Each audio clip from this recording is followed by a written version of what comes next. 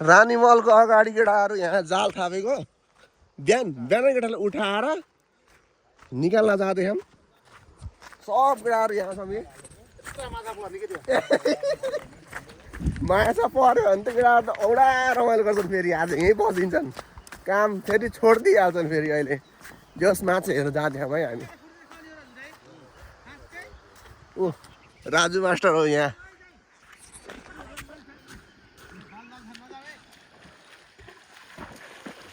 ओइ माछा उम्केला फेरि बिस्तारै हेर्नु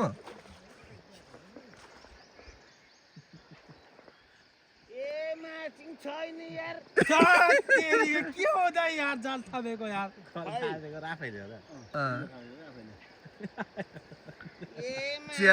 केटाहरू यत्रो जनताले हेरेर हामी यहाँ जालमा माछा होला भनेर